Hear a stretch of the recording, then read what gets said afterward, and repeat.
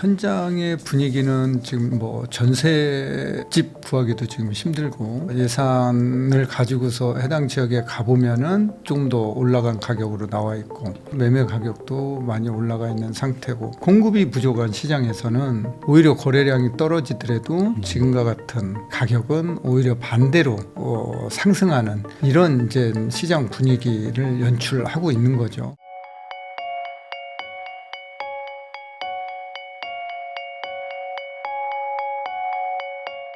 안녕하세요. 부익남TV의 부익남입니다. 오늘은 고준석 대표님 모시고 최근 부동산 시장에 대해서 이야기 한번 나눠보도록 하겠습니다. 대표님 안녕하세요. 네, 안녕하세요. 네, 이 대표님 요즘에 그 집값이 뭐 올라간다 뭐 이런 얘기들 계속 막 나오면서 또 반대로 또 뭐 거래도 뭐 완전히 급감했다. 네.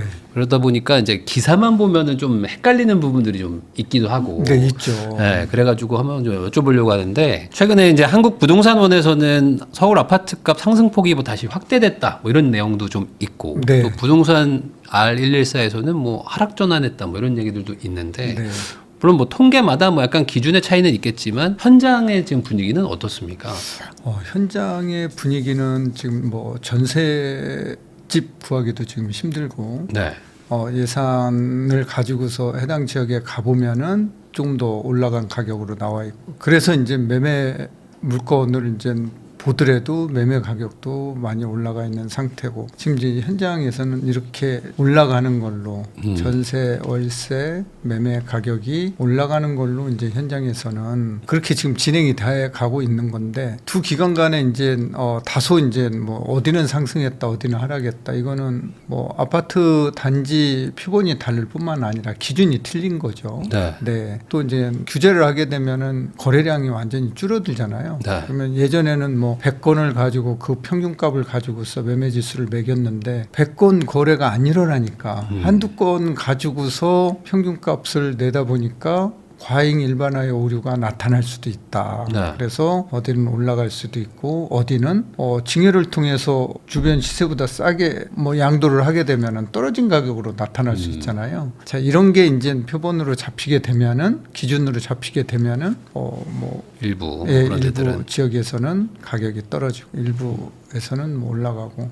이렇게 된 건데 뭐 KB 지수를 보더라도 매매 지수는 지금 계속 1015 이후에도 우상향하는 걸로 나타나고 있습니다. 그 말씀해 주신 것처럼 뭐 이제 막 증여하고 막 그런 분들 건들도 막 있다 보니까 뭐 한 25억 하다가 갑자기 17억 뭐 이렇게 찍히고 뭐 이런 것들도 있더라고요. 네, 있죠. 예전 같았으면 거래가 좀 많을 때는 뭐 그런 게 이제 희석되는데 네. 이제는 그런 거 하나하나도 이제 몇 개 없으니까. 네, 네, 네. 그러면서 이제 지역별로 좀 이렇게 좀 착시 현상 같은 것들이. 네, 네.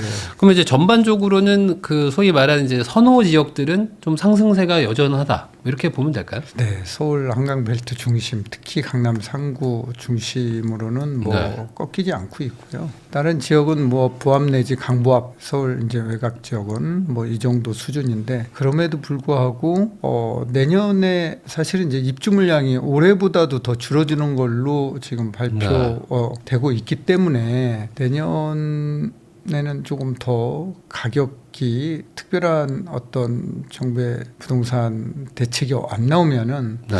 시장은 더 이제 우상향할 가능성이 높다 이렇게 보는 거죠. 최근에 그 거래량이 뭐 10분의 1 토막 났다. 뭐 이런 얘기들도 막 들리는데 네.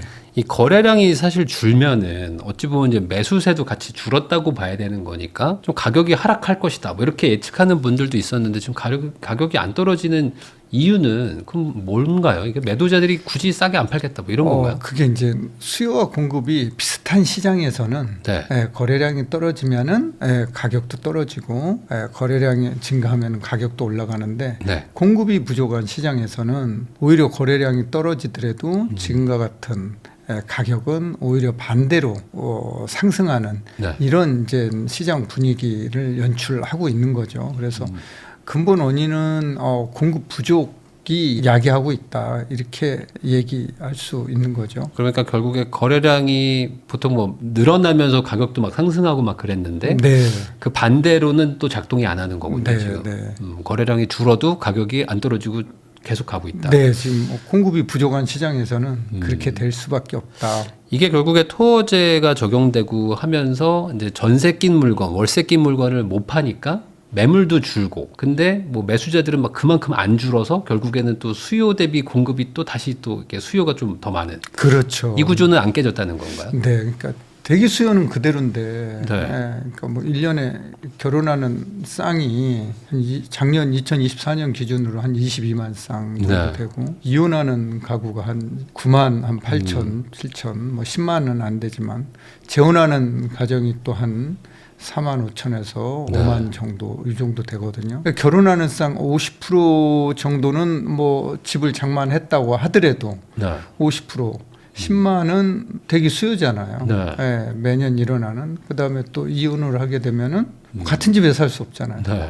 그리고 또 절반은 또 뭐 10만 정도 되니까 절반은 4, 5만은 집이 네. 있어야 되고 재혼은 빼더라도 그러면 이제 결혼과 이혼 네, 이런 두 걸다 합쳐보면. 개만 감안하더라도 대기 수요는 한 15만 정도는 꾸준히 나오고 있다. 그런데 이게 이제 신규가 공급이 안 되는 거잖아요. 네. 그러면은 시장에 있는 매물이 시장에서 이제 순환이 돼야 되는데 방금 말씀하셨던 바와 같이 매물이 잠기고 있다라는 거죠. 네. 규제 때문에. 그래서 전세 낀 매물도 안 나오고 있고 전세라는 게 시장에서 숨기는 역할을 하는 건 분명하잖아요. 네. 근데 이제 그런 역할이 안 되고 매물이 안 나와 주니까 가격만 귀하게 한 건씩 나오는 것들은 가격이 그냥 매도자 우위 시장이 형성되고 있는 거죠. 거래량이 떨어지는데도 매도자 우위 시장이 쭉 지속되면은 가격은 우상향할 수밖에 없다. 이렇게 시장을 보는 거죠. 그러면은 이제 과거 같은 경우에도 이런 대규모 좀 강력한 규제가 딱 나오고 나면은 좀 거래가 좀 이렇게 잠겼다가 시간이 지나면서 또 다시 거래량이 막 늘어나고 네. 뭐 이런 일들을 좀 반복했는데 이번에도 좀 같이 그렇게 움직일 거로 보세요.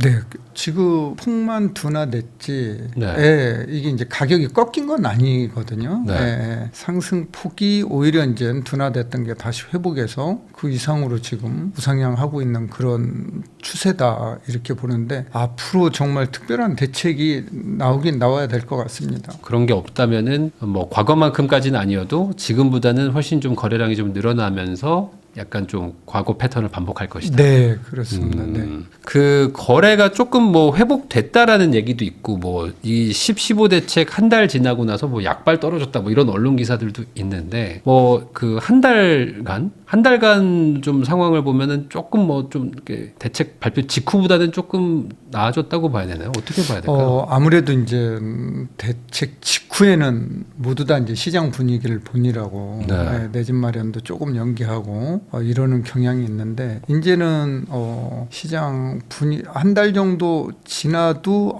이게 이제 공급에는 한계가 있구나라는 실수요자들이 이렇게 이제 시장을 받아들이고 느끼게 된다라고 하면은 나설 수밖에 없는 거죠. 그런 분위기가 형성되면은 규제에도 불구하고 거래량은 다소 늘어나면서 또 가격은 또 우상향할 가능성이 높죠. 그러면 지금 같은 상황에서 어떤 유의미한 어떤 대책이 나오지 않는다면은 현 상태에서 뭐 내년도 계속 가격은 좀 상승할 수밖에 없는 그런 분위기로 그냥 이해하면 되는 걸까요? 그렇게 보이네요.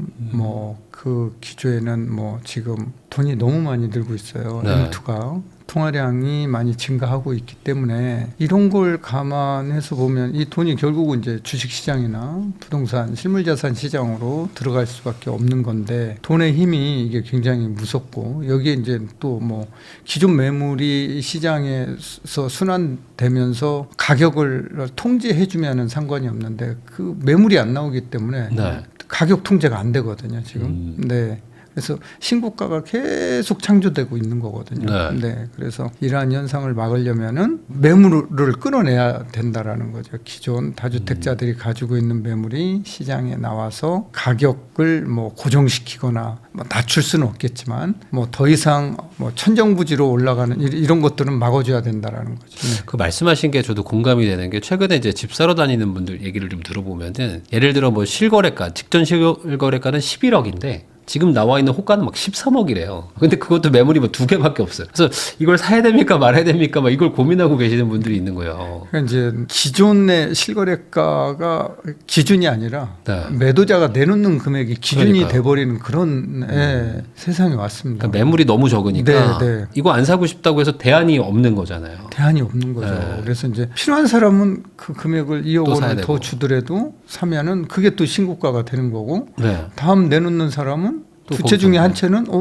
나 이거에 안 팔어 15억에 팔을래 이렇게 되는 거죠. 네. 네, 그래서 이제 계속 가격은 우상향하는 이런 흐름을 보이는데 이게 한 건이 거래됐다라고 해서 아파트 단지 만약에 3,000세대다. 네. 3,000세대의 가격이 다 올라가는 이런 형국으로 지금 비치고 있는 거거든요. 지금 이런 것도 지금 네 그래서 뭐 그 3,000세대 단지가 한 달에 평균적으로 한 20건이 거래됐다. 네. 그 20건의 평균 가격이 매매 지수로 잡히면은 좋은데 한두 건 거래된 게 매매 지수로 잡혀버리면은 가격이 많이 올라간 걸로 이렇게 네. 보이잖아요. 네. 또 마찬가지로 떨어질 때도 그러는 거고 표본을 조금 다시 조금 늘려야 된다. 예, 좀 늘려서 봐야 될 필요는 있을 것 같아요. 네. 말씀하신 것처럼 그 뭐 예를 들어 13억에 누가 뭐 호가를 따라잡아서 사더라도 매물이 많아가지고 바로 그 뒤로 실거래가가 뭐 12억 5천, 12억 막 이렇게 계속 찍히면은 아 저 사람 혼자 잘못 샀나 보다. 그렇죠. 네, 하고 네. 넘어가는데 이게 그게 안 매물이 되니까 없으면은 그러니까 그 다음 거래가 네, 또 네. 안 나오고 네. 계속 기다리고 이런 상황이 또 반복될 것 같다는 얘기를 이제 해주신 것 같습니다. 지금 지방 대도시들로 돈이 좀 간다 이런 얘기도 좀 있거든요. 네. 그거 어떻게 보세요? 지금 가기는 쉽지 않은 상황이고요. 왜냐하면은 지방으로 가려면은 임대사업자에 대한 규제가 네. 완화가 돼야 되는데 아파트에 대해서 임대사업자, 법인 임대, 개인 임대사업자에 대해서 보유세라든가 취득세라든가 이런 혜택이 또 전혀 없고 양도세 만약에 뭐 미분양 아파트를 매수했을 때 나중에 뭐 특례 기간 적용을 해줘서 네. 뭐 비과세 일부를 해준다든가 전액 해준다든가 이런 지금 완화가 없거든요. 다만 일부 지방 지역에 일자리가 늘어나는 지역들이 일부 있잖아요. 청주라든가 뭐 세종 일부 지역이라든가 전주라든가 울산이라든가 이런 지역은 일부 이제 가격이 올라가는데 아직 지금 뭐 9월 뭐 통계청 자료 국가 데이터 초로 이제 네, 네. 자료를 보면은 6만 7천 호가 미분양으로 아직도 남아 있어요. 그러니까 이렇게 이제 미분양이 해소되기 전까지는 지방 가격이 전체적으로 살아난다 이렇게 보기는 힘들 것 같고 특히 경기도가 12,000세대거든요. 네. 미분양 아파트가 그 다음에 이제 대구 경북이 많거든요. 그래서 이 지방으로 자금이 간다라고 보기는 어렵고 그 지역의 실수요자들이 신축 아파트 매수에 실사용 목적으로 나서고 있다. 일자리 증가 때문에 이렇게 봐야 될 것 같습니다. 그러니까 서울 돈이 뭐 지방으로 간다기보다는 그냥 지방에 계신 분들이 네. 서울 살려다가 뭐 막히니까 그냥 지방 사겠다 뭐 이런 정도 네. 수요라고 네.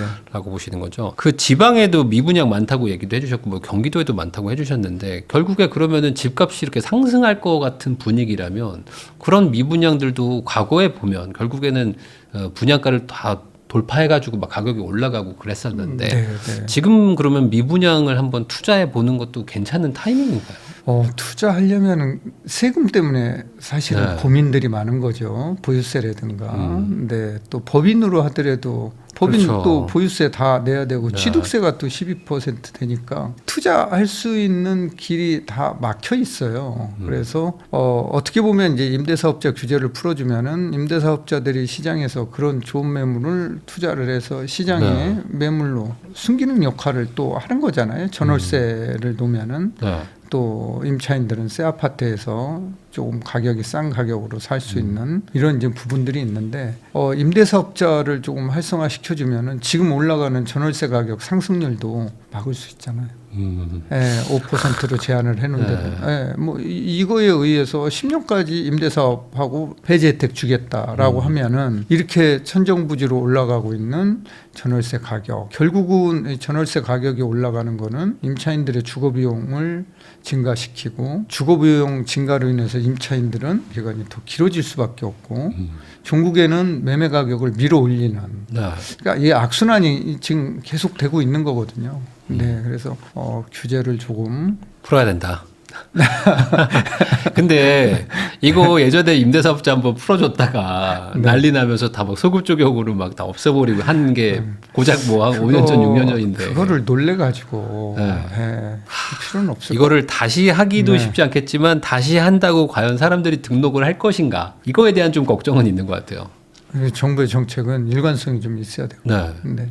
그러니까요. 근데 이제 한번 일관성이 없던 모습을 보여줬는데 또 한다는 것도 참 이거 쉽지 않은 것 같기도 하고. 그래서 이제 어차피 시장에 지방은 미분양 아파트 해소가 지금 급선무잖아요. 네. 뭐 그게 해결이 돼야지만 지금 PF 연체율이 엄청 증가하고 있잖아요. 네, 네. 그게 해소가 돼야지만 또 다른 사업장에 착공이 들어가고 네. 공급이 원활하게 이제 이루어지는데 그게 안 되니까 미분양 해소를 하려면은 그런 세금이라든가 이런 혜택을 좀 줘서 투자자들이 조금 지방에 미분양 아파트를 매수하게 만들고 또 서울 아파트 뭐 전월세 가격 상승을 조금 막으려면은 그런 좀 임대사업자 혜택을 줘서 10년간 임대사업 네. 하는데 연간 5%씩 2년에 5%죠. 네, 2년에 2년에 5%. 5%씩 제한을 해놓으면은 임차인들은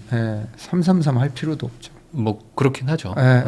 이게 중요한 거거든요. 그러니까요. 네. 이게 원래 임대사업자의 이제 순기능 때문에 이렇게 하는 네, 건데 네, 네. 이제 그거를 한번 했다가 또 이제 좀 번복한 바람에 이게 좀 약간 신뢰도가 좀 깨진 부분도 좀 걱정되는 부분이 있습니다. 이제 일관성 있게 해야 되겠죠. 한번 하면은 그래서 결국은 매물이 순환이 안 되면은 네. 공급은 안 되니까요. 뭐 정부에서 공급에 대한 발표를 많이 했지만 시장에 미치 영향을 주지는 않잖아요. 네. 왜냐하면은 뭐 10년이나 15년 뒤에 입주를 하게 되는 거니까 음. 지금 가격 올라가는 거하고는 뭐 다른 얘기고 다른 세상 얘기로 시장에서는 받아들인다라는 거죠.